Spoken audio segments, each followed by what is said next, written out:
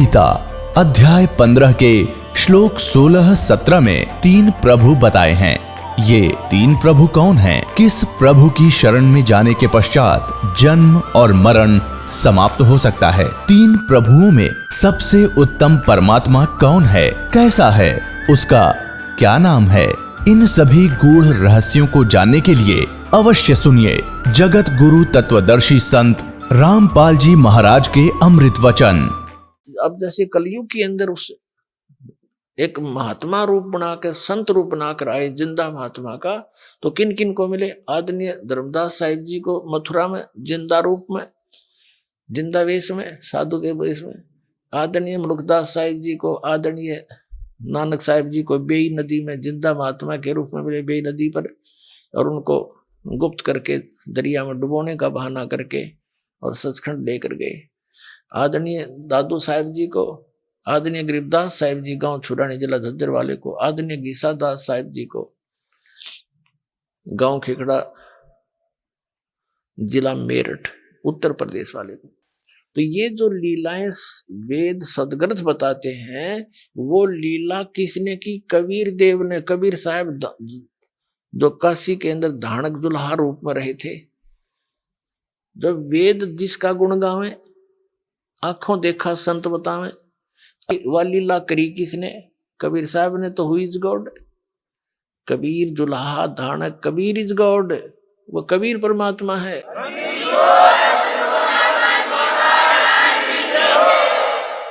जो प्रसंग चल रहा था कि नकली पंथों ने जो काल के चलाए हुए हैं, कभी काल ने कहा था 12 पंथ करूं मैं साझा, नाम तुम्हारा ले करूं आवाजा। 12 पंथ नाम जो ले ही, मेरे मुख में आन समोई। और अनेक पंथ चलाऊं, या विद जीवों को भरमाऊं। जाओ जोग जीत संसारा, जीव न माने कहा तुम्हारा। जीव तुम्हारा कहा न माने, हमारी ओढ़ हो बाद बखाने। और वही हो रहा है। भगवान आए, कबीर साहब उद्मस्तार दिया नकली ऋषि में, ऋषि आचार्य और शंकराचार्य और इनके चेलिया ने ऐसा जुल्म ढाया था भगवान के ऊपर, पूछो मत।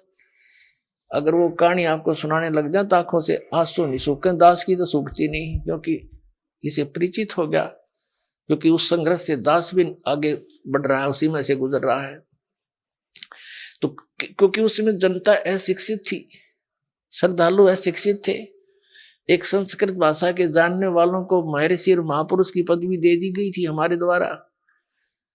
अब परमात्मा ने पहले यह दया बख्शी कि अपने बच्चों को अक्षर ज्ञान कराया, और अब वो तत्व ज्ञान जो भगवान ने 600 वर्ष पहले बोला था, दास ने उन सदग्रंथों से मेल करके दिखा दिया कि जिसको ये अनपढ़ अशिक्षित कहा करते थे। एक जुल्हा धानक कवि मान के जिसकी फाइल बंद कर रखी थी, वो पूर्ण परमात्मा है। 600 वर्ष पहले वेद और गीता और शास्त्रों वाला ज्ञान उन्होंने वर्बली बोल रखा है। धर्मदास जी ने लिख रखा है सिंपल लैंग्वेज में, और वही वेद पुराण गीता बताते हैं। तो कौन है भगवान? तुम संस्कृत के जानने वालों को आज तक नहीं पता है गुड़ रहस्यों का, और 600 वर्ष पहले बता के गए हुए हैं। तो वो खुद परमात्मा है। ये इस चीज से भी प्रमाणित होता है। काल ने कहा था या विद जीवों को भरमाऊं, जो परमेश्वर ने कहा था कि काल जब 5500 वर्ष बीत जाएंगे कलयुग, तब मैं तेरे साथ मिलाऊंगा दोबारा आकर के।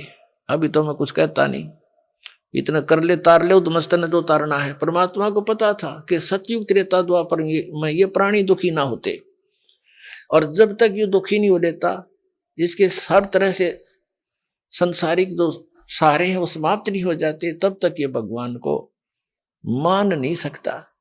अब जैसे सतयुग के अंदर पुनकर्मी प्राणी जन्म लेते हैं, 1,00,000 वर्ष की आयु होती है मनुष्य की, और सब हरे भरे सब फलदार वृक्ष लदपद रहते हैं, सभी झाड़ी झंखाड़ भी फलों से। और जो पुनकर्मी प्राणी है वो भक्ति से ही तो पुनकर्मी बने हैं, साधनाओं से। तो इस जन्म में जैसी भी वो साधना कर रहे होते हैं, वो उसको सुख तो होता है पूर्व जन्म के प्रारब्ध के कर्मों से, और वो सोच रहा है कि मैं जो साधना कर रहा हूं इससे मुझे लाभ हो रहा है। तो इसलिए परमात्मा की सत भक्ति को 3 युगों में जीवों ने मान्या नहीं। अब कलयुग में हम कति भक्त उस पुण्यहीन हो लिए, जिस कारण से इस काल के द्वारा बताएगी, इनके एजेंटों द्वारा बताएगी साधनाएं, उन संतों द्वारा बताएगी, भगवान की भक्ति से हमें कोई लाभ होना नहीं था, क्योंकि वो तो शास्त्र विधि को त्याग के मनमाना आचरण है। श्रीमद् भगवत गीता अध्याय नंबर 16 के श्लोक 23 और 24 में कहा कि अर्जुन जो शास्त्र विधि को त्याग कर मनमाना आचरण करते हैं, उनको ना तो कोई सुख होता, ना उनकी गति होती है, और ना कोई सिद्धि प्राप्त होती है, यूजलेस। तो जिस कारण से उनके द्वारा बताई गई साधनाओं को करते करते भी बुरा हाल है इन प्राणियों का, तो फिर इन्होंने धनी बनने के लिए तो रिश्वत, मिलावट, चोरी ये अपना लिए, और टेंशन बुलाने के लिए गुट्टी सूटी लानी शुरू कर दी। ये कोई तरीका है? अब जो भगवान से हम इच्छा करते हैं, भगवान हमें सब कुछ दे सकता है, तो वो देने वाला भगवान का ज्ञान नहीं, कौन सा परमात्मा जो सब कुछ दे सकता है और सब दुखों का निवारण भी कर सकता है, उसकी तो हमारे को झलक भी नहीं लागण दी न ज्ञानियों ने। तो उसने स्वयं आकर ही अपनी जानकारी देनी पड़ती है। आप पे आरती, आप पे साजे, आप पे किंगर, आप पे बाजे, आप पे ताल झांझ झनकारा, आपने से आप देखे ना रहा। कह कबीर ऐसी आरती गाऊं, आप पा मध्य आप सुनाओ।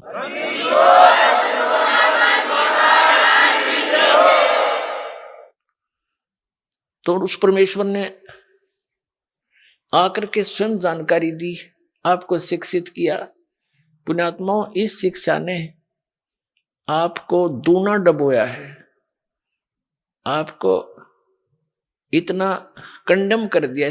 थोड़ी सी शिक्षा पाके कोई अफसर बन गया, उसमें अभिमान का अंत नहीं, मंत्री बन जाए, एमएलए बन जाए, पूछा ना के बन गया, और मुख्यमंत्री बन गया, या कोई अन्य शिक्षा ग्रहण करके अप टू डेट बन के और पता नहीं क्या बन जाता है। तो ये अभिमान आ गया हमारे अंदर, श्रद्धा खत्म होगी, आतिथ्य गया हमारे से, यानी हम चतुर बन गए, कपटी बन गए, माया माया जोड़न में दिन रात सकीम बनाए जाए। तो इस मालिक को पता था ये विष है इनके लिए, ये शिक्षा, यानी जो शिक्षा अब हमने प्राप्त की है और इसका दुरुपयोग किया है। डॉक्टर किस लिए बनता है बच्चा? कि घना धन कमाऊं। इंजीनियरिंग किस लिए करता है? कोठी गाड़ू, बनते ही नौकर दूं। IAS IPS किस लिए बनते हैं? कि पैसे इकट्ठे करूं, बड़ा कोठी बनाऊं। तो हम पहले ही घुटी वो पी कर चलते हैं और फिर वही काम करते हैं, और वह जोड़ जाड़ का एक मिनट में मृत्यु हो जाती है किसी एक्सीडेंट में, कोई रोग से। वो सारा छल लिया ना, जो पुण्य था वो परिवर्तित दूसरे ढंग में बदल दिया, कोठी और इन बैंक बैलेंस में खत्म करवा दिया, और आप खाली करके भेज दिया, लाद कर ढेर सारे पापों से काल। तो इस शिक्षा ने हमें कति कंडेम कर दिया। आपसी भाईचारा रहा नहीं, माँ बाप की कदर रही नहीं, भाई बहन का प्यार रहा नहीं, मुकदमेबाजी रोज करें एक माया के पीछे। तो मालिक नहीं चाहा था इनके ये विष इन तक आने दूं, लेकिन यह मजबूरी थी।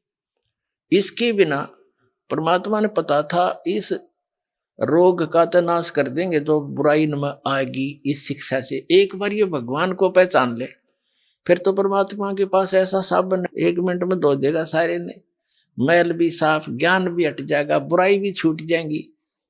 कौन छुएगा इस विष को? तो इसलिए परमात्मा ने आपको शिक्षित करना पड़ा, अक्षर ज्ञान दिया, वेदों और गीताओं और सभी नकलियों के अनुभव से तुलना करके ही आप उनको छोड़ सकते हो, पहचान सकते हो ओरिजिनल और डुप्लीकेट को। अभी तक हमारे पास ये विकल्प नहीं था कि ये संत कह रहा है यह सच्ची है, यू कह रहा है यह सच्ची है, तीसरा कह रहा है वो सत्य है, या चौथा कहता हुआ सत्य है। जिसके वचन हम सुनते थे हमने सारे अच्छे लगे थे, क्योंकि हमने कुछ पैमाना तो था नहीं, तोल जा, हमारे पास वो बट्टा नहीं था जिस पर झटके तोल लेने कितना वजन है इसमें।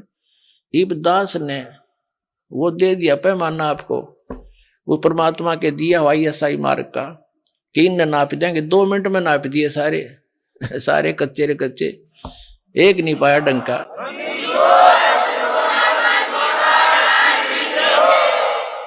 तो विश्व के वर्तमान के कोई भी संत शास्त्र अनुकूल साधक नहीं है, ना उनके अनुयायी है। तो दास की प्रार्थना यही है कि वो संत भी इस बात पर विचार करें, इसको मान बढ़ाई ना अड़ावें, अपना जीवन नाश ना करें।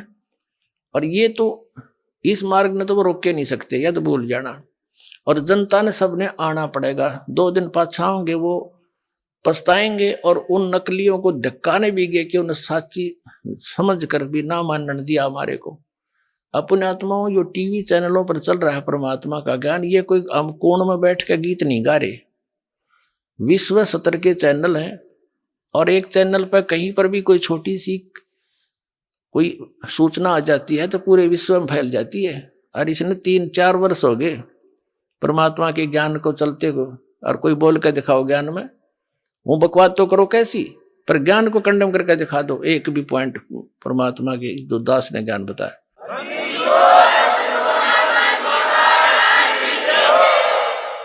तो इससे सिद्ध है कि वो बुद्धिमान व्यक्ति है, संत कोई बालक नहीं है। उन सब ने देख लिया है। अरीब तो वो यहां रुके हुए हैं कि निम्बण दे जितने निम्ब है। एक पंडित जी था, काशी विद्यापीठ पर टिकाया वो ब्राह्मण। एक राजा ने कोई हवन कराना था, अनुष्ठान कराना था, उसका न्योता दिया। उसको रोजाना 1 रुपया दान दक्षिणा दे देते। वो पाठ करने लगा, 1 महीने का कराना था। अब उस विद्वान की पत्नी अपना, क्योंकि पैसा मिलने लगने के बाद यू काल फिर अलग से रंग दिखाता है, वह बढ़िया तो कपड़े पहने और गले में अपने बढ़िया जेवरात आभूषण बनवा लिए। तो पानी लेने के लिए, जल लेने के लिए कुएं पे इकट्ठी होया करती बहनें। तो ब्राह्मणों के कुएं अलग होते थे, अन्य जाति वालों के अलग अलग हुआ करते थे। तो सब ब्राह्मणी इकट्ठी होती, तो वो पूछती कि ये नए नए आभूषण तू कैसे खरीद रही है। उसने बताया कि मेरा पति राजा के यहाँ कथा करने जाता है, मंत्र जाप करता, अनुष्ठान करता है, और राजा प्रतिदिन 1 चांदी का रुपया दक्षिणा देता है। तो उससे वार्ता हुई थी जिस बहन से, ब्राह्मणी से, उसने अपने पति के कान ठे कि आप यहाँ पड़े रहते हो, वो फलानी का घरवाला वहां जाता है और पाठ करता है, 1 रुपया डेली दक्षिणा देते हैं, और भी पंडितों की आवश्यकता है। वो कह रही थी आप भी चले जाओ। तो पंडित जी कहने लगा मैं तो ऐसा देसी सा पंडित हूं, और वो पढ़का रहा काशी विद्यापीठ, उसके बराबर में मेरी दुकान चलेगी नहीं। वह उसका सिर होगी, तू तो ऐसे बहाने में लाया करे हैं, तू धक्के खानता अंडे और जाते अच्छा माल मिला जाता नहीं। ज्यादा कहने से वो चला गया। और क्योंकि ऊपरली वेशभूषा तो ब्राह्मण की एक जैसी हो है, मंत्री से कहा जी मैं भी ब्राह्मण हूँ। कहा जब पंडित जी बैठो, उसका एक आसन लगा दिया और माला दे दी कि तो भी मोल दे, मंत्र के ले बैठ के। अब उन मंत्रों ने सुना कोई नहीं करता, वो पंडित अपने करते रहे, राजा लोग अपनी मौज मस्ती कहीं घूमते रहो। अब वो तो बोला अपने संस्कृत के श्लोक, उन्हें तो याद थे, जो पहले वाला विद्वान पुरुष था। दूसरा था अनपढ़ मेरे जैसा, वो तो बोला मंत्र जैसे भूर भव स्वय, वो नको है जो यू को है, जो यू को है, जो यू को है। अपना उसने भी एक असरफी मिल गई सामने, और 1 रुपया मन में कहा जो यूं को है, जो यूं को है। अगले दिन 2 दिन पीछे हुआ भी, फिर उसकी पत्नी भी लागी ऐसे हार श्रृंगार पैर के गई। वो तीसरी को पता लगा, उसने अपने पति को श्रृंगारा। उसने भी यही प्रार्थना की कि वो तो विद्वान है, दूसरा भी मेरे से कुछ ज्यादा ही जानता है, पर मेरी बात बने नहीं। ज्यादा कहने से वो भी चला गया। अब वो जो विद्वान था वो तो अपने बोल ही रहा था, उसने उधर ध्यान नहीं उनका, ये क्या बोलना, ठीक है ब्राह्मणों के बोलते रहेंगे अपने मंत्र। तो तीसरा पहुंचा, उसका भी आसन लगा दिया। पहला अपना संस्कृत बोल रहा है श्लोक शुद्ध, दूसरा है, तीसरा कब तक नंबेगी, कब तक नंबेगी, कब तक नंबेगी, कब तक नंबेगी, कब तक नंबेगी, मारी बकवाद। तो उसको भी शाम को 1 रुपया मिल गया। उसकी पत्नी ने फिर ऐसे ही अपना रूप बदला। तो चौथे से भी फिर ऐसी बात हुई, चौथा भी शंकर का चला गया, उसका भी लगा दिया वहां पर आसन। अब पहले वाला तो बोलता है शुद्ध संस्कृत के श्लोक, दूसरा कहता है तीसरा कहता कब तक नंबेगी, कब तक नंबेगी, चौथा बोला नंबर दे जब तक नंबेगी।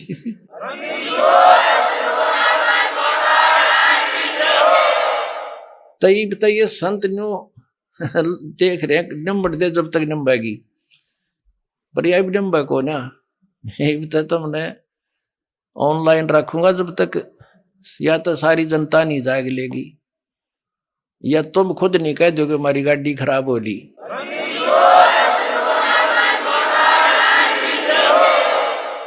एक भक्त कह रहा था कि 2-3 प्रकार के यात्री होते हैं। जैसे कोई बस जा रही है और बस रुकेगी और साथ में दूसरी बस खड़ी होगी, तो बुद्धिमान तो तुरंत समझ जाते हैं गाड़ी में कोई गड़बड़ है भाई, या झटके बटके मार के चल है, उतर कर तुरंत दूसरी में चढ़ जाते हैं। ये तो फर्स्ट टाइप के बुद्धिमान है। दूसरे ऐसे होते हैं कि कंडक्टर नीचे बढ़कर देखने लगेगा, समझ जाएगा कि ये तो गड़बड़ होली, तो तब उतरेंगे। और तीसरी टाइप के इसे निकट्ठू होते हैं कि कंडक्टर ड्राइवर भी दूसरी बस में चढ़ लेंगे ना, कति कंडम कह यार बिगड़ दी भाई, बोला जब उतरा कर उस गाड़ी में। तो ऐसे जो बुद्धिमान व्यक्ति हैं दास के संकेत को समझकर छोड़कर भाग जाओगे उनकी खराब गाड़ियों को, जिसमें सफर करना चाह रहे हो, पंचर हुई खड़ी, उनके टायर ने ट्यूब कुछ भी को ना, यानी कोई आधार ही नहीं है उनका गाड़ी का चलने का। राम नाम की गाड़ी जो बनाए बैठे हैं वो शास्त्र विरुद्ध साधक। और फिर शेष जब आओगे, जब उनके गुरुजी ने कह देंगे भाई सालो सचमुच हमारा तो हमारे पास ज्ञान नहीं था, वो भी बुद्धिमान व्यक्ति होता है जो न्यू कह दे भाई गाड़ी खराब हो रही या ठीक नहीं चल सकती और तुम अपनी व्यवस्था और कर लो।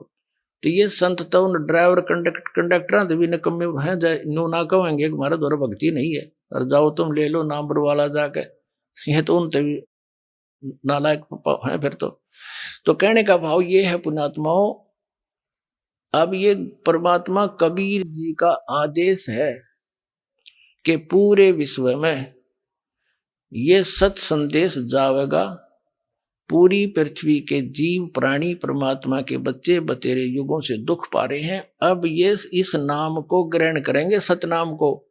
न इसकी छींट भी ना लगने दी थी परमात्मा ने, अरीब डंडोरा पिटवा दिया, अब बखेर रखा आपके ऊपर, वर्षा करवा दी सच्चे ज्ञान की, और सतनाम चौथे महीने मिल जाता है, और सार नाम भी अब आपको मिला प्राप्त हो रहा है, जिसको आज तक ये ऋषि महर्षि समझ भी नहीं सके। तो अब ये पूरे विश्व में जाएगा और सभी संतों को इस सत्य ज्ञान का लोहा मानना पड़ेगा, और उनकी भलाई है वो माने इस बात को, और अपना भी कल्याण करावें और उस परमात्मा के बच्चों को काल के उसमें भाड़ में ना झोंके।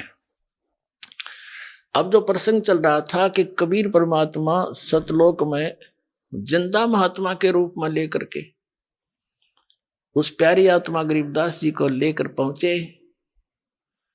जब गरीबदास जी ने देखा कि एक रूप में परमात्मा सिंहासन पर बैठे हैं और वहां एक चंवर रखा था,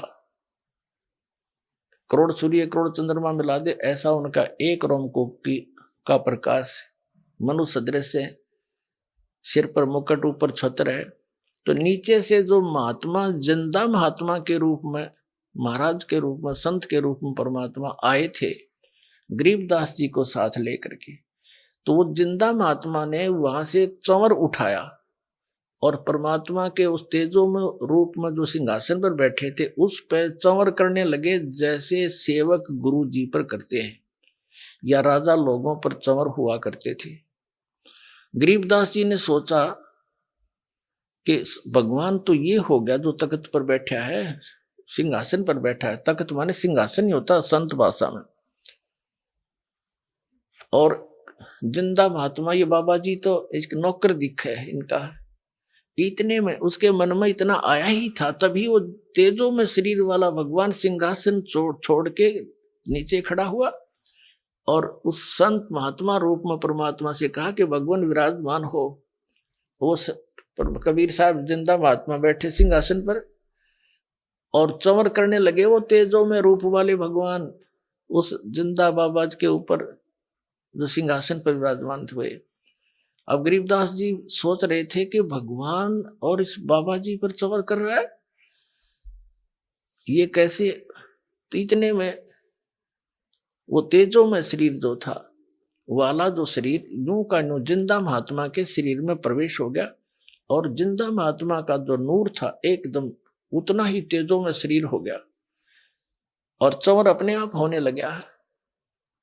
तब परमात्मा ने कहा था इस आदरणीय गरीबदास साहिब जी को कि बच्चा, मैं पूर्ण परमात्मा हूं, सब ब्रह्मांडों का रचनहार हूं, मेरा नाम कबीर है। वेदों में मुझे कबीर देव भी कहा है। कबीर साहब ने कहा वेद मेरा भेद है, मैं ना मिलो वेदन माही, और जौन वेद से मैं मिलूं वो वेद जानते नहीं।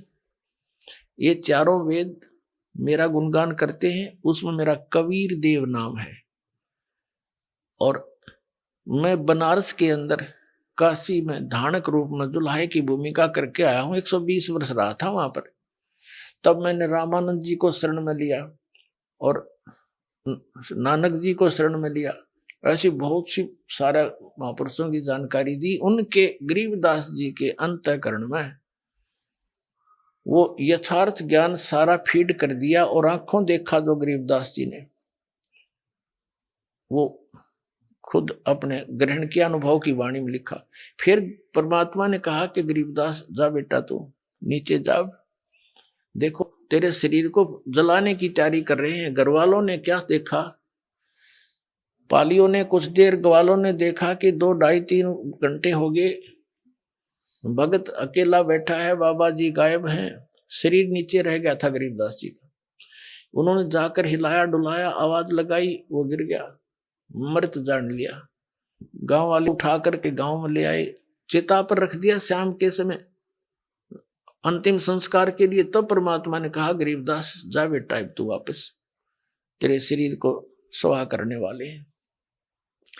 गरीबदास साहिब जी बालक थे, उन्होंने कहा भगवान मुझे यहीं रख लो, उस गंदे लोक में मत भेजो। तो गरीबदास जी से परमात्मा ने कहा, कबीर जी ने, सतपुरुष ने, कि बेटा तुम वापस जाओ, मेरा गवाह बनो और मैं तेरे साथ रहूंगा। तुम ऐसे नहीं रह सकते। आप जब यहां से गए, आप पुनः से परिपूर्ण थे और उतने ही भक्ति की शक्ति तुम्हारे अंदर फिर से हो जाएगी, तुम यहां सको। अब तो मैं अपनी पावर से लाया हूं तुझे, वापस जाओ, ये सतनाम और सारनाम तुझे बता दिया, आप सेवन करो। इसको लिख दो वाणी में, अन्य अपने अनुयायियों को केवल ये 5 मंत्र देना। कौन से? जो आपको को कमलों वाले दिए जाते हैं, केवल ये 5 नाम गरीबदास पंथ में चलते थे। और आप जाओ, विलंब मत करो, आज्ञा का पालन करो।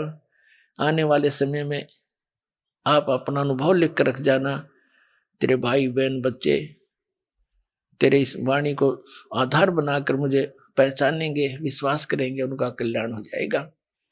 तब गरीबदास जी वापस आए और एकदम उठ खड़े हुए चिता के ऊपर से ही, और ये वाणी बोलने लगे, हम सुल्तानी नानक तारे दादू को उपदेश दिया, जात जुलाहा भेद न पाया, ये काशी माहे कबीर हुआ। अनंत कोट ब्रह्मांड का एक रति नहीं भारे, सतगुरु पुरुष कबीर हैं ये कुल के सिरजनहारे। परमात्मा को सतलोक में देखा, जो यहां से जिंदा महात्मा के रूप में आए थे।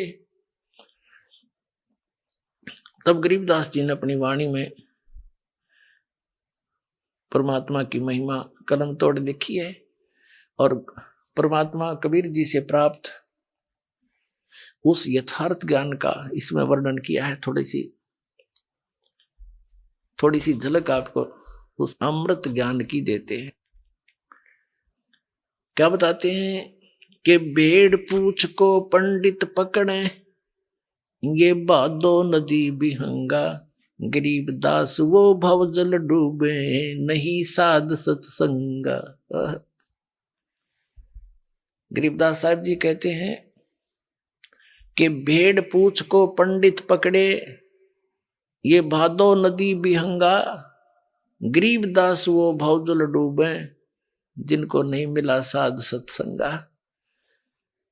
जैसे भादुआ महीना, भादुआ का महीना होता है भाद्रपद, उसमें वर्षा बहुत अधिक होया करती थी और सभी छोटी मोटी जो दरिया हैं, ये फुल स्विम पर ओवरफ्लो होकर किनारों को टच करती हुई चला करती है, भरकर चल पड़ती है और ऐसे चक्कर काटता हुआ उनका जल बहुत वेग से चलता है। तो गरीबदास जी कहते हैं कि आप जी ने सतलोक जाने के लिए इतनी दरिया को पार करना है, इतने भयंकर जल युक्त, और उससे पार करने का साधन ये पंडित अर्थात भवसागर से भवदरिया से पार होने के लिए जो method of worship, way of worship, पूजा का जो मार्ग है, विधि है, वो जो तुम्हारे गुरुओं ने, पंडितों ने, ब्राह्मणों ने बताई है, वो तो ऐसी है जैसे उस भादो के महीने में पूर्ण रूप से परिपूर्ण होकर बह रही दरिया को पार करने के लिए कोई कहे कि भेड़ की पूंछ पकड़ और दोनों घुस जाओ दरिया में, ये भेड़ तुझे पार कर देगी। वो स्वस्थ विधि नहीं है, वो तो डुबोने वाली है। नौका, उसके लिए नौका चाहिए, अच्छा उसका खेवट चाहिए, ताकि वो भंवरों से बचा करके और दरिया से पार कर सके। तो वो पूर्ण संत की आवश्यकता है। राम नाम सही हो, सत भक्ति हो, वो नौका है राम नाम की। तो कहते हैं भेड़ पूछ को पंडित पकड़े, ये भादो नदी बिहंगा, गरीबदास व भवजल डूबे, जिनको नहीं साध सत्संगा।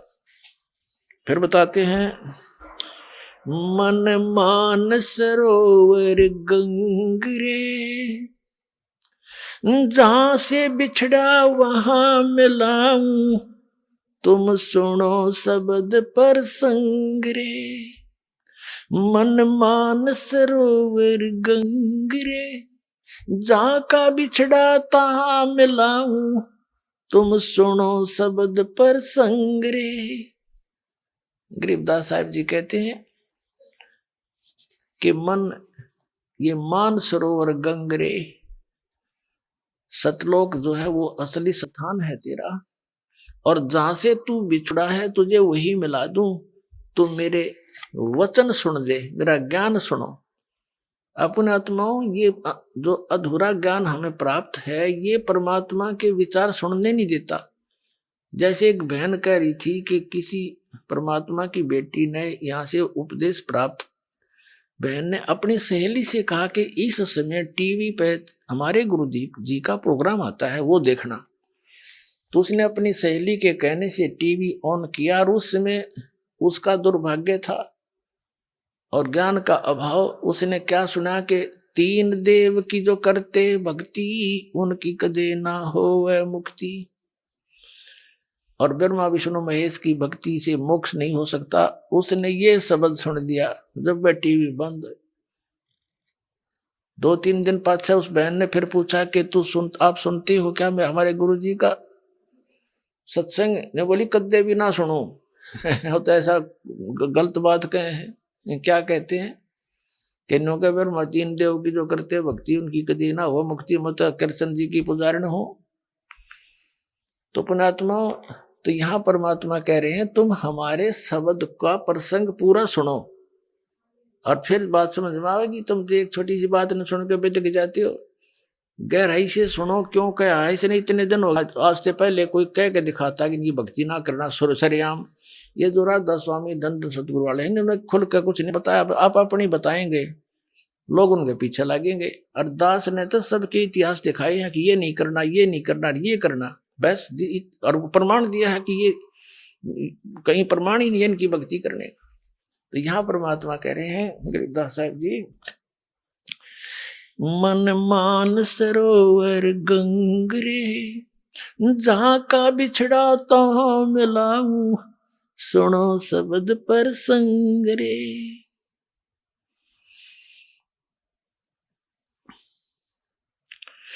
दने गंगा बामे जमुना, मध्य सरस्वती रंग रे, कल बिस कुसमल मोक्ष होत हैं, ये पल पल पर भी अंगरे। कहते हैं ऐसा सिमरण देंगे आपको श्वास उश्वास का। उस जैसे गंगा में नहाने जाते हो, कभी जमुना में नहाने जाते हो, कहीं सरस्वती की आस लगाई बैठी हो, ये श्वास के सिमरण तय आपका श्वास का स्वर उदास देता है। नाम कभी दायां चल रहा है कभी बायां चल रहा है, और सरस्वती बीच में सही उतर तो तीसरा चल रहा है वो तो खुलेगी तीसरा, तो इस संबंध अपने आप खुल जाएगा, इसमें धक्का करने की जरूरत नहीं, इसका मंत्र में ऐसी शक्ति है। तो कहते हैं दाने गंगा ये तो इला है, और बहने बम में जमुना समझ ले, और बीच में सरस्वती तुम बताओ। सो वो 10वां द्वार वहां से स्टार्ट होगा, खुलेगा 10वें द्वार का उर्ला रास्ता है, उर्ला गेट। तो कहती सिमरत है तुम रोज गंगा जमुना नहाओ, पल पल पर भी अंगरे। पल पल में वो तो 12 वर्ष में पर भी लागे कुंभ की अर्षण के, पल पल पर भी अंगरे, एक पल पल में पर भी लो, सांस सांस में नाम जपो, व्यर्था सांस ना खो, न जाने श्वास को आवण हो कि ना हो। फिर कहते हैं कल बिस कुसमिल मोक्ष होते हैं, पल पल पर भी अंगरे। सभी पाप प्रकार के घोर से घोर पाप भी सिमरत है तुम्हारे नाश हो जाएंगे। कल बिस कुसमिल पाप काशी करवत काहे लेत है, बिना भजन नहीं डंगरे। कोट ग्रंथ का यही अर्थ है, करो साध सत्संग रे। क्या बताते हैं कि काशी करवत काहे लेत है, बनारस में जाके कहते क्यों अपनी गर्दन कटवाता है। पुण्यात्माओं इतना जबरदस्त जुगाड़ कर रखा था इन अज्ञानियों ने, और आत्मा उसी दिन से परमात्मा की चाह में भटक रही है। इसको जिसने भी कोई जैसा भी परमात्मा पाने की विधि बताई, कितना कठिन से कठिन है, इसने वो भी स्वीकार किया। एक बार काशी के ब्राह्मणों ने, नकलियों ने क्या ज्ञान देना शुरू किया कि जो काशी में मरता है, काशी शहर में शरीर छोड़ता है, वो सीधा स्वर्ग जाता है, और जो मगर मरता है उसकी मुक्ति नहीं होती, वो गधे की योनि में जाता है। परमात्मा कहा करते भाई सत भक्ति करो, चाहे काशी में मरो और चाहे मगर में मरो, कहीं पर भी शरीर छोड़ोगे तुम उसी स्थान पर जाओगे जो सत साधना तुम कर रही हो। ये भूल है तुम्हारी, पर वो नहीं मानना करते, विरोध किया। तो ये बातें ज्ञान सुनकर सभी बूढ़े बुजुर्गों ने कहा अपने बच्चों से कि बच्चों बेटा, विशेषकर ये बढ़िया लोग इन ब्राह्मणों से ज्यादा प्रभावित रहे हैं। तो उन्होंने कहना सुना उनके बुजुर्गों ने कि बच्चों हमने मरना तो है बेटा, और कहते हैं गुरुजी बता रहे हैं काशी में मृत्यु हो जाए तो स्वर्ग मिल जाएगा, हमारा उद्धार हो जाएगा। तो बच्चे भी सोचते हैं माता पिता का उद्धार होना चाहिए, तो वहां अपना कमरा लेकर बच्चों माता पिता के लिए वहां कोई नौकर नाकर छोड़ने लगे कि यहाँ विचार भी सुनते रहिए गुरुजियों के, और अंतिम समय है आप यही प्राण त्याग दियो। तो उन पंडितों ने सोचा कि भाई यदि हम इनको अपने घर रख लें, प्रत्येक यजमान को एक एक गुरु 10-10, 5-5 हो जाएंगे, नाम रख लेंगे, तो सारा कुछ खर्चा भी हमें मिलेगा, वो पैसे भी मिलेंगे, किराया कुराया भी हमें मिल जाएगा। इस उद्देश्य से उन्होंने अपने क्षेत्र के सभी बुजुर्गों को अपने ही घर पर रखने का आदेश दे दिया कि हम रख लेंगे, यहाँ रह जाए, खाना खा लेंगे, हम भी खाएंगे, ये भी खा लेंगे। उनको पता था कि श्रद्धालु पैसे देंगे ही देंगे, तो उन्होंने अपने पिताजी के खर्चे के भी पैसे गुरुजी को देने शुरू कर दिए। इस लालच में उनने वो आफत मोल ले ली। बूढ़ा और बुढ़िया थे दो ना घर में, तो पूरा परिवार उससे की देख रेख में लगा रहा अगर जब बीमार शिमार हो जाए, तो बुढ़ापे में जब बीमारी आप पे आ जाया करे बिना बुलाई, तो एक का दो बुढ़ा मुश्किल हो जाए संभालना, और उन्होंने तो 10-10 पाड़ लिए लालच में। फिर उन नकलिया ने के स्कीम बनाई वो गुरुआ ने कि भैया तो बात बिगड़गी, अब ये तो आने लग रहे हैं, पता नहीं 100 भी हो जाएंगे, या तो हम कैसे रोटी पवाएंगे रोज जिंदगी। तो उन्होंने क्या स्कीम बनाई, एक गंगा के किनारे काशी में एक ऐसा गुफासी बना ली ईंटों की ऐसे, और जमुना गंगा के कति किनारे पे पक्का घाट सा बना के, और उसके ऊपरले सिरे में जैसे नु बना दी, उसमें ऐसे क्रोध छुपा दिया ऊपर, और दूर से उसकी हैंडलिंग बना दी 100 फुट दूर बोझड़े बाजड़ा में, रस्सा बांध दिया ऊपर ऊपर, एक नीचे से पुलिस ही बना करके। तो सब उन्हें फिर एक अफवाह फैला दी कि जो शीघ्र स्वर्ग जाना चाहता है उसके लिए परमात्मा की तरफ से एक क्रोध आता है। क्रोध जैसे आपने देखा होगा लकड़ चीरने के आरी सी हुआ करो, लंबा, बहुत लंबा होता है, दो तरफ से पकड़ के चलाते हैं उसको ऐसे ऐसे। वो क्रोध आता है, जो उससे गर्दन कटवा लेगा उसको शीघ्र मोक्ष प्राप्त हो जाए, स्वर्ग प्राप्ति हो जाए। अब बूढ़े, क्योंकि ज्ञान सुन सुन के भगवान की आत्मा जाग तो जाती ही है कि मृत्यु तो होनी है, और फिर उनसे पूछा करते क्या पंडित जी गुरु जी कोई दर्द होता है क्या? नहीं नहीं, भगवान के क्रोध में दर्द कैसा, पता भी नहीं लगता है। तो उन्होंने सोची रही तो बात है कोई ना, भगवान का क्रोध आवे। तो अब क्या किया, उसकी फीस रख दी भाई 50 रुपए का हमने पुण्यदान करना पड़ेगा, यानी 10 रुपए का पुण्यदान करना पड़ेगा जब वो क्रोध आवेगा। तो सबकी 10-10 रुपए फिक्स रख दी। हकीम कहती टिकट कट जाएगी, थारा पीछा छूटेगा और पैसे भी मिल जाएंगे। इस उद्देश्य से उन्होंने क्रोध का वो हत्था जोड़ दिया, मानस काटने का, मनुष्य काटने का कसाई वाड़ा शुरू कर दिया। और श्रद्धालुओं ने वो भी स्वीकार कर लिया। कति इतनी जबरदस्त श्रद्धा बन गई। अब जिसका दर्द हो उसका आसपास तक रहने नहीं दे, वो दर्द होने का समय नहीं मिले, एकदम कड़क दे कर दे, जो कर कसाई बकरे का ट्रैक्टर वो बताने रहे आके बड़ा दर्द होया कि ना होया। तो कहने का भाव ये है कि हमने वो भी स्वीकार कर लिया। तो यहां कहते हैं कि काशी करवत काहे ले ही, बिना भजन नहीं ढंग रे, कोट ग्रंथ का यही अर्थ है, करो साध सत्संग रे।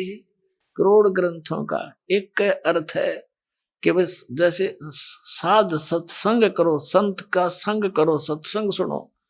जैसे पवित्र श्रीमद् भगवद गीता अध्याय नंबर 4 के श्लोक नंबर 32 में कहा है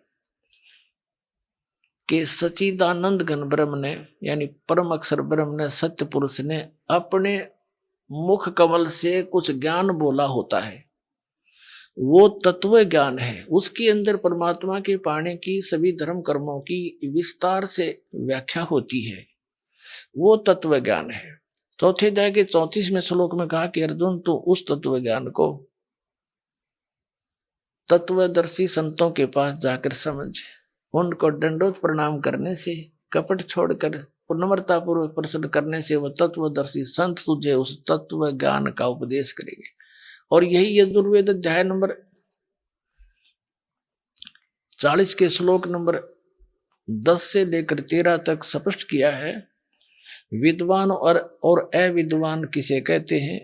एक भाषा को जान लेता है किसी विशेष को तो उसको तुम विद्वान कह देते हो, और जिसको अक्षर ज्ञान नहीं उसको तुम अविद्वान कहते हो। विद्वान और अविद्वान की परिभाषा भी वो तत्वदर्शी संत बताओगा। भगवान कैसा है? कोई तो उसको संभवात माने जन्म लेने वाला, कुछ असंभवात वो जन्म लेता ही नहीं, निराकार ऐसा मानते हैं। वो कैसा है ये ज्ञान भी तत्वदर्शी संत बताओगा, उसने पूछो सुनो। और यहां गरीबदास जी कह रहे हैं, वही प्रमाण दे रहे हैं, काशी करवत काहे ले ही, बिना भजन नहीं ढंग रे, और कोटि ग्रंथ का यही अर्थ है, करो साध सत्संग रे। परम संत का संग करो। और महात्मा कबीर जी ने तो यहां तक व्याख्या करी है, अपनी महिमा आप बतावे। कबीर राम बुलावा भेजिया, दिया कबीरा रो, जो सुख है संत के संग में, वो बैकुंठ में न हो। बैकुंठ में तो वह आग लाग रही है जो यहाँ पृथ्वी पर लग रही है, छोटे और बड़े की, निर्धन और धनी की। जो घनी भक्ति करके चला गया उसको ऊंच पद मिल गया, थोड़ी भक्ति कर रहा है वहां कोई कलर लग गया, वह नो की नो बकवादे हैं। तो परमात्मा कहते हैं राम बुलावा भेजिया कि चलो स्वर्ग में। कबीर साहब हमें बताना चाहते हैं कि आपकी एक दिन ऐसी दशा हो जाएगी कि हमने स्वर्ग ना चाहिए, बाढ़ में जाए सा स्वर्ग जो हमारी पूंजी नाश करे, यही गधे बनते रहे हम। तो जो सुख है संत के संग में, साध के संग में, तत्वदर्शी संत के संग में, वो बैकुंठ में ना हो। अब कहते परानंदनी पारख लीजे, मूल मंत्र ओम अंग्रे, गायत्री गलतान जान है, सोहम सुरती सुहंगरे। अब इसमें उक सतनाम के मंत्र का भी बताया है। गरीबदास जी कह रहे हैं कि चारों वेदों को पढ़ ले और एक ओम नाम जाप कर ले। उन चारों वेदों के पढ़ने का इतना लाभ नहीं जितना ओम नाम के जाप का है। तो कहने का भावार्थ है कि सदग्रंथों में जो सब कुछ ज्ञान दे करके निष्कर्ष बताया है कि इस मंत्र के जाप से मोक्ष होगा, तो वो जड़ी है, वह जड़ी खाने से लाभ होगी, जड़ी के गुण पढ़ने से नहीं। गुणों को पढ़ने से तो ज्ञान होगा कि इसमें ये लाभ है, ये यही एक जड़ी है, इतना। तो फिर कहते हैं रग यदु साम ये अथर्व भाखें, अर्ता में नाम मूल नहीं रखें। ये पंडित जी कहते हैं, ब्राह्मण गुरु आचार्य शंकराचार्य ऋषि में ऋषि चारों वेदों को तो घोट लेते हैं, कंठस्थ याद कर लेते हैं, और उसमें जो विशेष वस्तु है मंत्र जो जाप करने का, उसको मूल नहीं रखते, उसको आधार नहीं मानते। रग यजुषाम अथर्व भाखें, उनको तो बोलते रहते हैं चारों वेदों को, और जा में मूल नाम नहीं रखें, मंत्र को आधार नहीं मानते वो लोग। जैसे हमारे को मूर्ख बना रखा था इन्होंने, ब्रह्म गायत्री, एक गायत्री मंत्र दे रखा था, गायत्री मंत्र, और वो यजुर्वेद अध्याय नंबर 36 का मंत्र नंबर 3 है, एक श्लोक है, और उसका आगे ओम ही न खुद ला दिया। या भी गलती कर रखी है, क्योंकि भगवान कोई बालक थोड़ा ही है, उसने कसर छोड़ दी ओम लाने की। जब ज्ञान भगवान ने दे रखा है, ये मानते वेदों का ज्ञान भगवान ने दिया परमात्मा, तो परमात्मा ने जो अक्षर लिख दिया उसमें एडिशन और घटाने की जरूरत नहीं, आवश्यकता नहीं। वो मूर्ख है उसमें कोई और कोई ऐड करे या उसमें तो काटे पीटे। जैसे एक पिस्टन बना रखा है कंपनी ने, मोटरसाइकिल कार गाड़ी जो भी जिसका, और उसको एज इट इज ही फिट करना बुद्धिमता है, उसमें कोई और नट वेल्ड करके छोटा मोटा, और कोई नहीं होगा देखा भी ज्यादा वर्केबल हो गया, उसने तो नाश कर दिया। वो तो मूर्ख आदमी है, उसका उसे बैठा दिया, उसके तो फिट नहीं हो सकता। तो परमात्मा का की महिमा है वेद, और ओम नाम है ब्रह्म का, और महिमा है परम अक्षर ब्रह्म की। अब प्रधानमंत्री का आगे और कोई मंत्री लिख के भेज दे, मंत्री जी, मुख्यमंत्री जी, पहले तो वो एप्लीकेशन स्वीकार नहीं हो, वापस भेज देंगे, ये तो मुख्यमंत्री का जाएगा, भेज दो इसको। तो प्रधानमंत्री का आगे मुख्यमंत्री लिखने में तो सारा काम बिगाड़ दिया तुमने। मूर्ख किसी ये बिना पता मैं प्रधानमंत्री हूं या मुख्यमंत्री। वो एक गायत्री जाप बताया करते हैं, वेद का एक मंत्र, इसको 1 लाख बार जाप कर लो। पुण्यात्माओं, अकल का टोटा था यो हमारे अंदर, ज्ञान नहीं था, इसे वो हमने गुरु मिले थे। अब जैसे वेदों में परमात्मा की महिमा है उनके मंत्रों में, जैसे बिजली है और बिजली के गुण लिख रखे हैं किसी कागज पे, या पंखा चलाती है, ट्यूबवेल चलाती है, दूध रिड़क देती है, दूध बिलो देती है, और जो है अंधेरे को उजाले में बदल देती है। तो ये गुण है, ये बिजली के गुण हैं। और उसकी कोई चौपाई बना ले, उसका कोई दोहा बना ले या कविता बना ले उसकी, और उसने गाए जा कि 1 लाख बार पढ़ लो इसने, तो तू पंखा चलाती है, तू दूध भी रड़क देती है, नीचे से जल निकाल देती है, अंधेरे को उजाले में बदल देती है, मंड्याय रहे, 1 लाख बार पढ़ ले और कनेक्शन ले वह नहीं। वो तो ज्ञान कराता है, वो गुणों की जो बुक है कि बिजली में ये गुण है, और वो गुण प्राप्त होंगे तो उस समय जब आप कनेक्शन ले लोगे। अब कनेक्शन लेने के बाद वो गुण तो याद रखने पड़ेंगे कि ये पंखा इस बटन से चलेगा और मोटर इससे चले, और एसी इस तो चलेगा और भाई कूलर इस तो चलेगा, वो गुण तो याद रखने पड़ेंगे, लेकिन कनेक्शन बिना लाभ मिले को नहीं। तो पुण्यात्माओं, जो गायत्री मंत्र है यू तो एक मंत्र है, एक श्लोक है, इसमें तो 18,000 के आसपास मंत्र है, 3-4 वेदों के। तो वो एक के पढ़ने से क्या होगा, वो तो ज्ञान तो है भगवान का, लेकिन वो लाभ मिलेंगे इस दास के पास है वो कनेक्शन, ये लाइनमैन है उस परमात्मा का, यो देगा अपना वो कनेक्शन।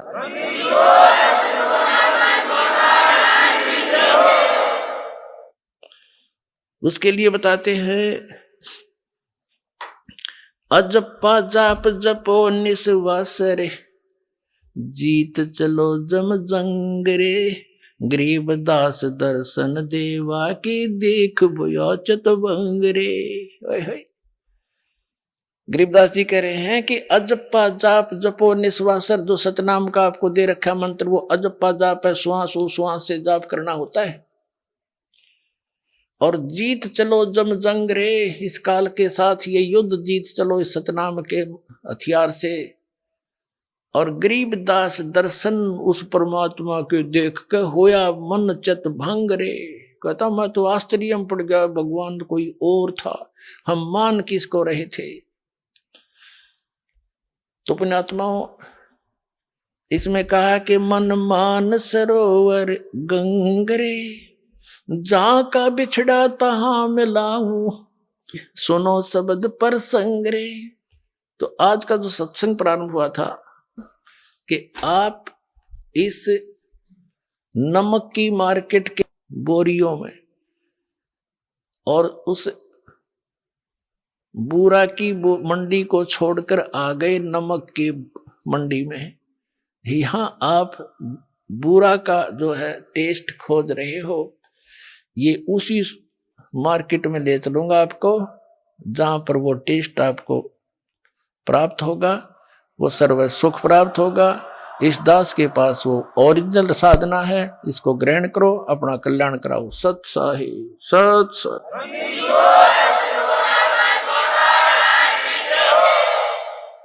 आइए अब हम उन श्रद्धालुओं के अनुभव जानते हैं जो जगत गुरु तत्वदर्शी संत रामपाल जी महाराज जी से दीक्षा प्राप्त कर चुके हैं तथा उनके द्वारा बताए गए भक्ति मार्ग पर चल रहे हैं। नमस्कार सर। नमस्कार सर जी। सर क्या नाम है आपका? मेरा नाम है जी ओम प्रकाश दास। सर कहाँ से आए हैं? सर पिंड घनौली जी, तहसील जिला रोपड़, पंजाब से आया हूँ जी। सर संत रामपाल जी महाराज से नाम दीक्षा लेने से पहले आप क्या भक्ति साधना करते थे? सर पहले मैं भक्ति साधना करता था जी, नौनाथ नाथों का जाप। मेरे गुरु जी थे नाथ सीगे जो कन्नों में मुंदरा होती हैं, वो नाथ सीगे जी। वो तो मैं उनसे गुरदीक्षा ली। उन्होंने मंत्र दिया था जी कि गुरदीक्षा जो मेरे को दी उन्होंने, आदिनाथ उदयनाथ पार्वती प्राणनाथ सतनाथ ब्रह्मा स्तोकनाथ वैष्णु अंचल तो चंबेनाथ गजवेली गजकंथरनाथ दयारूपी मस्तनाथ माया रूपी मिशंद्रनाथ कटे पंडे सिद्धू गोरखनाथ नौनाथां दा पढ़िया जाप जाप संपूर्ण व्या सिद्ध को सरनाम गुरु को प्रणाम आए गुरु के लागू पाऊँ जिंद पीर जाहर पीर जोगी पीर सिद्ध पीर। गुरु जी ने बताया कि ये मंत्र याद करना, लिख के दिया उन्होंने। मैं 6 महीने लग गए जी कंठस्थ करने ने इस मंत्र को। फिर सर आप संत रामपाल जी महाराज की शरण में कैसे आए? सर इस तरह होया कि मैं शुरू से ही असी बाबा बालकनाथ के पुजारी हैं जी। तो सर मेरे पहले से लग रहे हैं कि मैं सत्संग सुनूंगा, मैं नाटक पाटक नहीं देखता कोई भी, या खबरें सुनूंगा। मैं जैसे शाम में सत्संग लगा रहा था, कोई भी सत्संग लगे तो संत रामपाल जी महाराज का सत्संग लग गया जी। तो जैसे सत्संग खोला तो इन्होंने पहले ने कहा जी कि ब्रह्मा विष्णु महेश तीनों ज्ञानी। सर मैंने तो आगे टपा दिया वो चैनल। मैंने कहा कि ये कौन आ गया ऐसा जो ब्रह्मा विष्णु में इसको ज्ञानी बोल रहा है।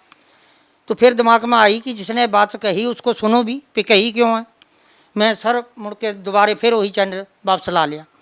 तो जब मैंने देखा तो संत रामपाल जी महाराज गीता खोली हुई उन्होंने, तो गीता के बिच दिखा रहे कि फलाने श्लोक में ये लिखा है, फलाने श्लोक में ये लिखा है।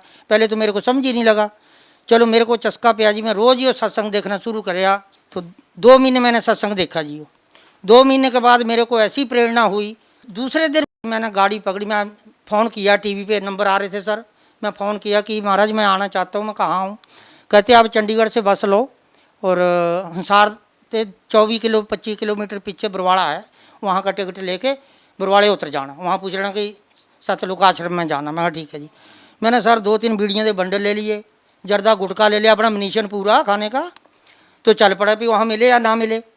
तो सर जब मैं वहाँ गया, चलो उतर गया जी, तो मैं एक दुकान वाले को पूछा कि मैंने सतलोक आश्रम बरवाला में जाना जी। कहते जी संत रामपाल जी की गाड़ी आएगी, तो वहाँ कबीर भगवान के ऊपर फ़ोटो लगी, तो संत रामपाल जी की लगी, तो ऐसे कर देना हाथ ऊपर को, तो गाड़ी रोक लेंगे, आप चले जाना। मैं ठीक है जी। और जब को गाड़ी आ गई जी, चले गए। जब गेट पे गए तो वहाँ तलाशी ली उन्होंने। वो मेरे को लगे कहना, कहते भगत जी आपने नामदान लिया? महा जी लिया। कहते कहाँ से लिया? मैंने कहा जी मैं यहाँ से नहीं लिया, मैं कहीं और से लिया, मैंने तो यहाँ देखने आया हूँ। कहते भगत जी ये क्या आपने डाल रखा? मैंने जी ये तो बीड़ी सिगरेट अपना मनीशन जो मैं खाता पीता हूँ। कहते भगत जी फिर आप अंदर नहीं जा पाओगे, यहाँ तो ये चलता नहीं है। तो मैंने कहा जी फिर मैंने सोचा कि बीड़ी बूड़ी तो फिर भी मिल जाएगी, मैं इतनी दूर आया तो मैं यहाँ तो देखा तो कुछ भी नहीं, क्या देख पाऊँ यहाँ। तो कहते इसको तोड़ के ना ड्रम पे सिटना, तोड़ के सिटना, कोई और ना उठा ले, और हाथ धो के आओ। और सर मैं चला आया। जिस वेले मैं तोड़ ताड़ के चले आया तो एक बटुए पाकड़ के बीच ना जी एक सिगरेट का माल था सुल्फे का, तो वो बीच में पड़ा था। वो जिले बटुआ उन्होंने तलाशी किया, कहते भगत जी ये क्या है? मैंने कहा जी ये तो सुल्फा है।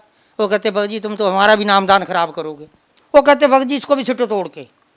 मैं जिस वेले तोड़ के सिटिया ना जी, तो मैंने अपने दिल से सोचा कि संत रामपाल जी, मैं तो जानता नहीं था कि क्या है क्या नहीं। मैंने कहा ऐसे तो डेरे बहुत बनाए हो, को किसी ने डेरों पे धंधा तोड़ रखा पैसे कमाने का। तो मैंने कहा अच्छा भाई संत रामपाल जी महाराज तुम्हारे डेरे में आ रहा हूँ, मेरा मनीशन तोड़ा दिया सारा ही, तो जे तेरे जो पावर है ना, तो मैं मुड़ के इस मनीशन को हाथ ना लगाऊँ। अब है तो बुरी चीज़ है, मेरे को तो किसी गुरु ने मना नहीं करा। तो सर मैं जिस वेले अंदर गया, हाथ धो के उन्होंने तलाशी ली, कहा जी अब जाओ जी आप देखो। तो सर जब मैं अंदर गया तो क्या देखा, तो वहाँ बोर्ड लगे हुए, यहाँ पंजाब वाले को नाम मिलता है, यहाँ यूपी वालों को मिलता है, यहाँ ऐसे ऐसे बोर्ड लगे नेपाल वालों को मिलता है। तो जहाँ पंजाब वालों का बोर्ड लगा तो वहाँ मैं देखा तो 3-4 वो अपने सिख भाई पगड़ियों वाले हो बैठे हो, गात्रियाँ वाले। मैंने कहा ये तो कहीं आते नहीं, ये भी इधर बैठे हैं आके। तो मैं पीछे खड़ गया उनके सर। वो मैंने सोचा कि यहाँ का नामदान भी देख लें, कैसा नाम देते आए, हमें तो पता ही नहीं, इतना बड़ा नाम ले रखा मैंने, किसी के पास होगा ही नहीं। उनको कहा भगत जी कि गुरु बदला जा सकता है? कहता जी 1 नहीं 10 गुरु बदले जा सकते हैं। मैंने कहा जी नाले बोलते कि गुरु एक ही होता है, स्त्री का पति एक ही होता है, वही भगवान होता है, तो स्त्री भी पति बदलेगी? कहते जी पति वाली बात और है, गुरु वाली बात और है। महा जी वो क्या बात है, भी थोड़ा समझा दो मैंने। कहते जी एक गुरु है, आपको इतना जो मंत्र दे रखा है उसने कोई मना नहीं किया आपको खाने पीने से, सारे विकार तो आपके बीच में ही हैं। तो हमारे गुरु जी है जो विकारों से दूर करते हैं, नशे पत्तों से दूर करते हैं, इंसान को बचाते हैं। मैंने कहा चलो ठीक है जी मेरे फार्म भर दो, फार्म भर दिया। जब वहाँ गए नाम दीक्षा लेने तो वहाँ टीवी पे नामदान दे दिया संत रामपाल जी ने। तो कहने लगे कि आप ऐसे करो, वहाँ जाओ लाइन में लग जाओ, बटुआ बटुआ उधर जमा करा दो, अब गुरु से आशीर्वाद ले लो। चलो जी चले गए हम। महाराज आए, वहाँ नामदान मिला, आशीर्वाद देता महाराज ने, बड़ी मन गदगद हो गई। सर संत रामपाल जी महाराज से नाम दीक्षा लेने के बाद क्या आपको कोई लाभ भी मिले? सर लाभ तो मेरे को बहुत मिले। मैं पहले इतना बीमार था ना जी, जब मैं पहले से नाम लिया था जो वो नाथ से, कि इतना बीमार हो गया कि मेरी मरने तक नौबत हो गई। कोई डॉक्टर नहीं छोड़ा, लुधियाना, जलंधर, PGI, दिल्ली, कहीं भी बहुत पैसा खर्च हुआ मेरा। तो हार के PGI दाखिल कराता जी बच्चों ने, वहाँ उन्होंने डिक्लेयर किया कि इसको कैंसर है, TB है और काला पीलिया है। बच्चों को बोल दिया कि इसको घर ले जाओ, 2-3-4 दिन का मेहमान है तो ले जाओ इसको, पूजा वहाँ सेवा कर लो, आगे जी करे। वो 2-3 दिन की दवाई थी, कहते डैडी दवाई ख़त्म होगी अब जाना। फिर तो मेरे हाथ ऐसे हो गए थे सर, ऐसे ये बाजू भी, और ना मैं अपनी क्रिया सोच सकता था, हड्डियों की माला रह गई थी मेरी। पर मेरे को ये हो रहा था कि जब मेरे गुरुजी ने जो एडा बड़ा नाम मेरे को दे रखा, मैं जाप करता हूँ, गुरुजी की खुद ही किडनियाँ फेल है, मेरी उससे भी पहले फेल हो गई।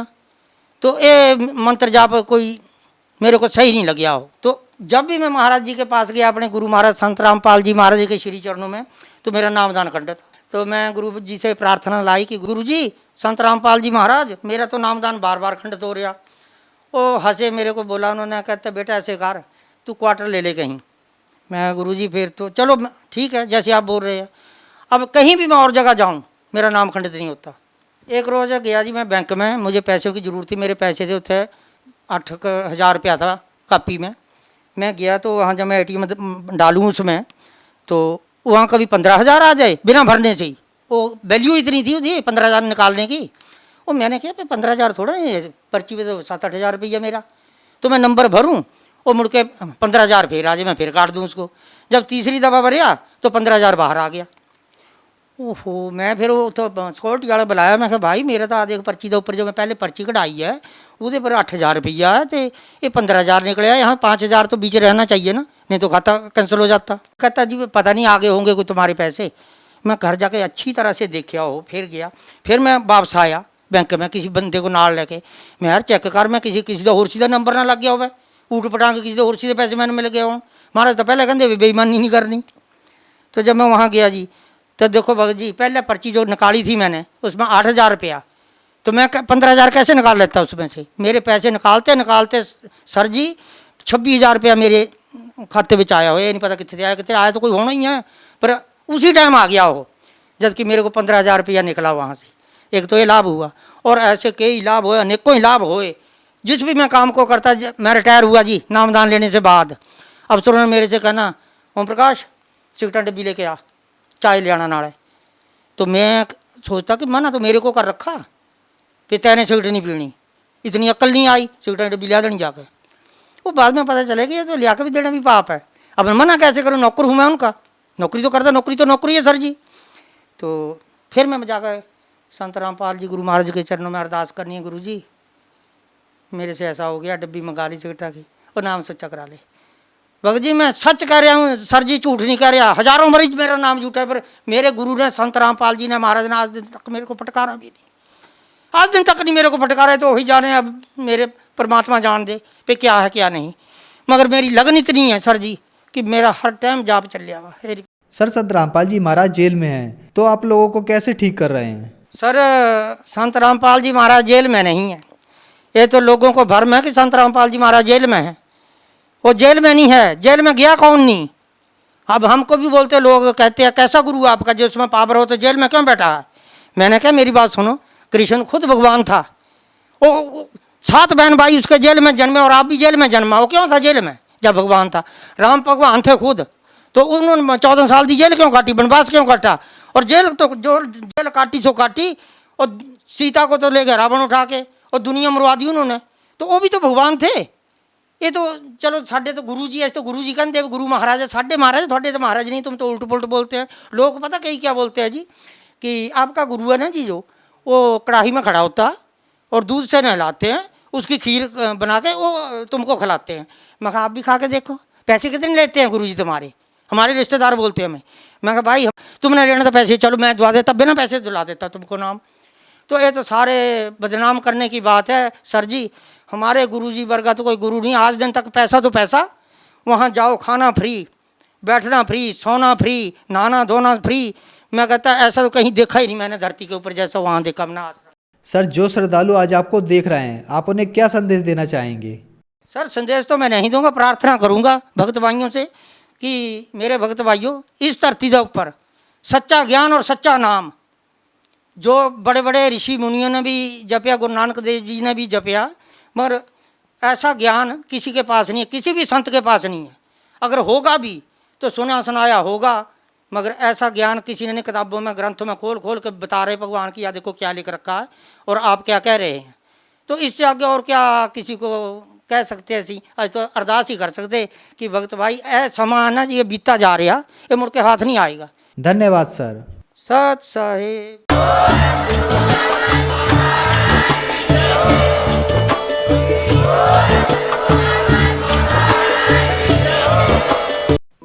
आप सुन रहे थे जगत गुरु तत्वदर्शी संत रामपाल जी महाराज के मंगल प्रवचन।